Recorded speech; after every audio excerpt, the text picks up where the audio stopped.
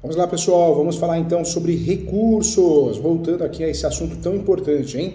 Vamos juntos, vamos dar continuidade então. Então nós falamos aqui o recurso é a medida que nós usamos para poder ter a revisão daquela sentença, daquela decisão, que talvez não tenhamos concordado. Cabe recorrer àquele que perdeu, aquele que é sucumbente.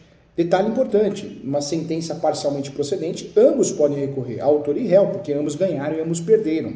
Falamos aqui do recurso adesivo, que é o recurso que pode ser feito toda vez que o outro fez o recurso na minha frente. Eu faço o recurso adesivo no prazo das contrarrazões, né? Então eu consigo fazer o recurso adesivo. Nós falamos aqui das espécies de recursos, são espécies utilizadas no direito civil, no processo civil, no direito imobiliário. Vamos lá, vamos começar uma por uma. Recurso de apelação, tá? O recurso de apelação ele vai ser utilizado sempre que tenha uma decisão, é cabível contra uma decisão definitiva.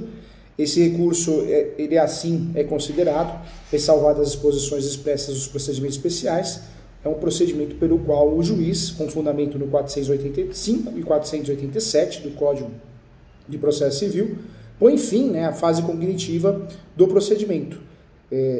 Dessa forma, acabou o processo, encerrou. Então, decisão definitiva, há que se falar em recurso de apelação, prazo 15 dias. Todo recurso nós temos que preparar, o preparo do recurso, que são as taxas judiciais, né? Posso pedir justiça gratuita, pode ser deferida essa justiça gratuita no recurso, ou já pedir na inicial, na contestação e conseguir, então o processo vai ser dado o devido andamento, já com a gratuidade, tá? O recurso de apelação aparece no 1009 e no 1014 do novo CPC, do atual CPC, eu falo atual porque já não é tão mais novo assim, né? E vale a pena você lembrar que, de fato, é o recurso cabível contra decisões definitivas, que são aquelas que colocam fim à fase do processo, a fase chamada fase de conhecimento. Hoje existe o sincretismo processual, um processo é uma coisa só, com a resolução de mérito. Então, colocou fim ao processo de decisão definitiva, com resolução de mérito, temos o recurso de apelação para ser usado, tá? Enquanto sentenças terminativas são aquelas que colocam fim à fase de conhecimento do processo, né, sem resolução de mérito. Então, a novidade trazida pelo atual CPC é também a possibilidade de utilização do recurso de apelação em relação às questões resolvidas na fase de conhecimento, não impugnáveis mediante agravo de instrumento, né? Então eu posso deixar para trabalhar isso no recurso de apelação, sendo essa regra decorrente da inexistência de previsão legal, do antigo agravo retido. Lembra do agravo retido? Se você não lembra, a função era essa, né? Hoje é no recurso de apelação. Então é importante falar sobre isso também. Nesse sentido, gente, eu trago para você que uma vez não cabível o recurso de agravo de instrumento contra as decisões interlocutórias, não arroladas no 1015 do novo CPC, o recorrente vai discutirá como questão prévia no recurso de apelação, tá? Se as questões aludidas no parágrafo 1º forem alegadas em razões, o recorrente será intimado para em 15 dias se manifestar a respeito delas, tá? Prazos e peculiaridades, informações e disposições importantes. O prazo para a interposição do recurso de apelação é de 15 dias, a contar da intimação da sentença desfavorável. Será endereçada ao juízo de primeiro grau sempre, então eu faço a peça e vou endereçar ao juiz de primeiro grau. Hoje não existe mais o juízo de admissibilidade feito pelo primeiro grau, pelo juiz, pela juíza, é feito em segundo grau, mas eu vou direcionar, vou encaminhar sempre para o primeiro grau, não é para o segundo grau, mesmo que ele não faça mais o juízo de admissibilidade, ele ou ela, o juiz, ele é obrigado a mandar para o segundo grau, lá vai ser feito o juízo de admissibilidade, nada mais é que conferir os requisitos básicos do recurso, mas eu tenho que protocolar ele em primeiro grau, tá? Então isso é fato. Então será endereçado sempre ao juiz de primeiro grau, juiz ao juízo, né? Mediante petição que contém a qualificação do apelante e apelado. Essa peça era chamada de interposição. A causa de pedido recurso, nas razões, as razões, a reforma, a validação da sentença e o correspondente ao pedido que receberá atribuindo os seus efeitos, tá bom? Após, gente, outro ponto importante, após o juiz, após isso, esse fato, o juiz vai remeter, ou melhor, ele vai intimar, né? Ele é obrigado, ele intimará a parte contrária para as contrarrazões, que é a defesa do recurso, que também deverão ser apreciadas em 15 dias também, mesmo prazo, 15 dias. Em ocorrendo a apelação adesiva, será o apelante intimado para apresentar suas contrarrazões do recurso adesivo, tá?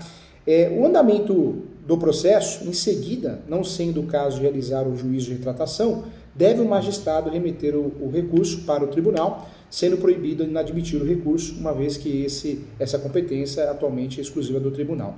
Os casos em que se admite o juízo de retratação no prazo são 5 dias o prazo, tá? Então, quais casos que se admite o juízo de retratação? Da sentença de indeferimento da petição inicial, o juiz pode voltar atrás, se retratar, independente de embargo de declaração, da sentença de improcedência da liminar do pedido e da sentença que decide a fase de conhecimento sem resolução do mérito, tá bom? Dos efeitos da apelação, eu peço atenção aqui também, hein? Quais são os efeitos da apelação? No que tange aos efeitos da apelação, a regra é o recebimento desse recurso nos efeitos devolutivo e suspensivo, tá? Então, atenção em relação a isso. Efeito devolutivo é aquele que promove a apreciação da decisão contrastada, né? Detida por todas as espécies de recurso, uma vez que todas as espécies ensejam a reapreciação de decisões recorridas, né? Ou recorrida, então, ponto importante. Já o efeito suspensivo é aquele que impede, né, gente, a eficácia ou a produção de efeitos da sentença recorrida. Impede, grosso modo, a execução, cumprimento de sentença, tá? Entretanto, eu quero trazer para você, isso é muito importante, algumas hipóteses onde a apelação não será recebida no efeito suspensivo. Isso tem.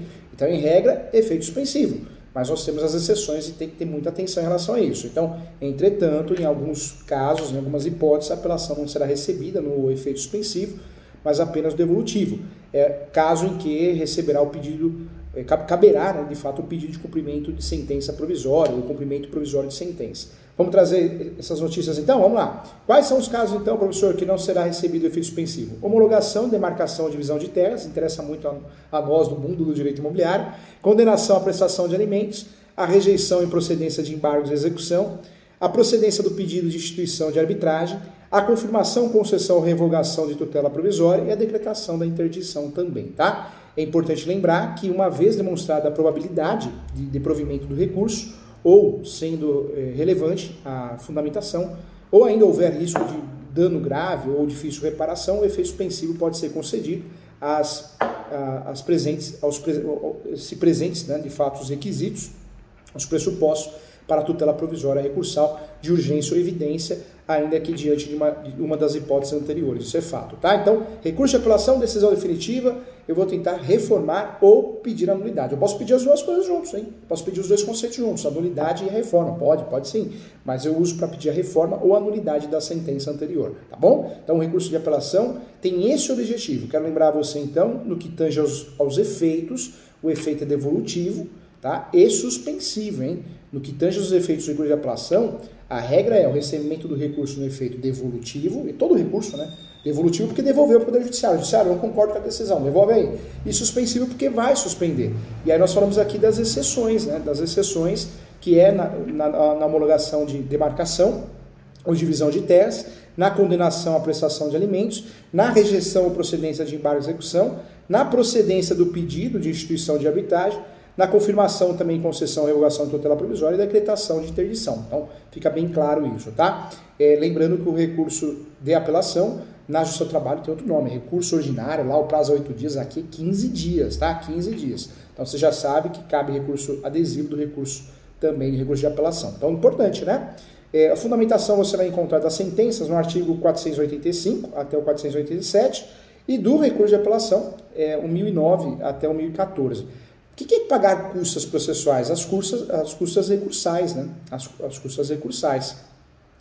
É importante, você só pode fazer recurso quando ele é tempestivo, no prazo, né? No prazo de 15 dias. Eu só posso fazer recurso quando tem a justa gratuita ou eu recolhi as custas processuais.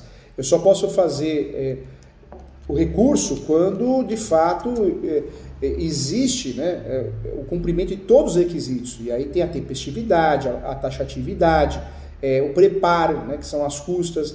Só assim eu posso fazer o recurso. Eu preciso respeitar todos os juízos de admissibilidade, que, lembrando, é feito em segundo grau, não mais em primeiro grau, tá?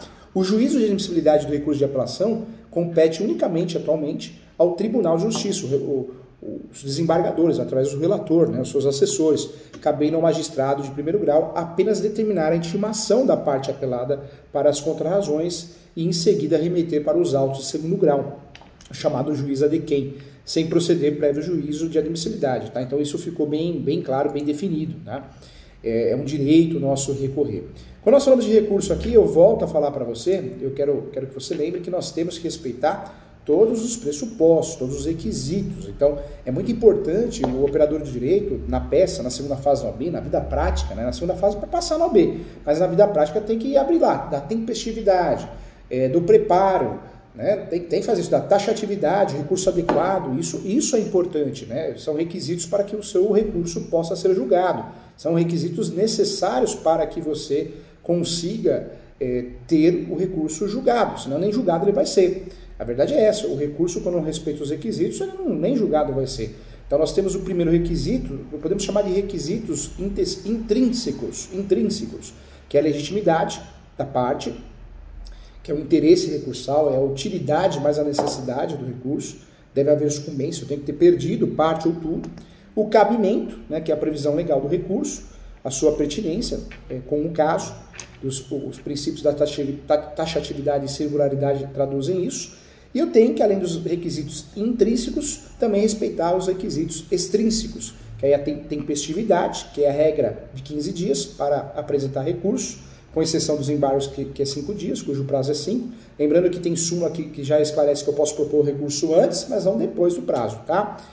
Dentro desses requisitos intrínsecos, também a regularidade formal, além das regras de endereçamento, exposição de fatos, de direito e pedidos, cada recurso tem as suas peculiaridades formais. O preparo, os tribunais cobram custas, né, para alguns recursos, então tem que preparar, não sei que eu tenha justa gratuita, e a inexistência de fato extintivo ou impeditivo, por exemplo, a renúncia, o direito de recorrer, a aceitação da decisão recorrida, tudo isso deve ser levado em consideração também, tá? É importante bater um papo sobre isso. Eu trago para você, então, essa informação é muito importante, né? O juízo de admissibilidade é a análise dos requisitos indispensáveis à petição ou recurso, enquanto o juízo de mérito apura a procedência ou não daquele que postula. Em síntese, gente, eu quero trazer para você que ele visa responder às seguintes perguntas, né? A decisão em tese é recorrível? A primeira pergunta o juiz de admissibilidade vai fazer. Depois a segunda pergunta, qual o recurso cabível contra essa decisão? O juízo de admissibilidade, a admissibilidade, que agora é de segundo grau, vem sempre em primeiro, né? Antes de discutir o mérito, antes de decidir o mérito. Lembrando que o recurso de apelação nos cabe, se quiser, é facultativo, fazer a sustentação oral, né? Apresentar o recurso. Uma vez presentes os requisitos indispensáveis à petição ou recurso, esse será examinado, né? Desse modo, quando o recurso for conhecido e admitido, quer dizer que o juízo de admissibilidade foi positivo. Porém, se ele não foi conhecido ou admitido, o juízo de admissibilidade foi negativo, o mérito não será analisado. Então é importante bater um papo sobre isso. É possível também perceber, gente, isso é fato, os requisitos intrínsecos, né, desse recurso, que diz respeito à própria existência do direito de recorrer. Já os requisitos extrínsecos, nós estamos falando do quê? Relaciona-se ao modo de exercício do direito de recorrer.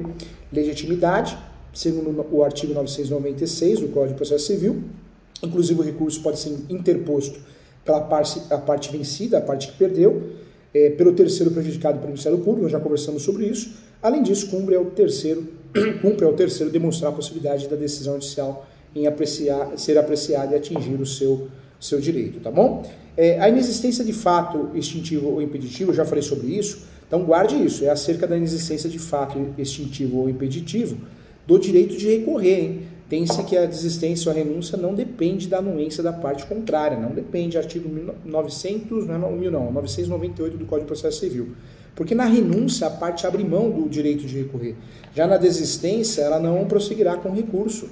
Então, no entanto, a desistência do recurso não impede a análise da questão, cuja repercussão geral já tenha sido conhecida, né? Daquele objetivo de julgamento de recursos extraordinários ou especiais repetitivos.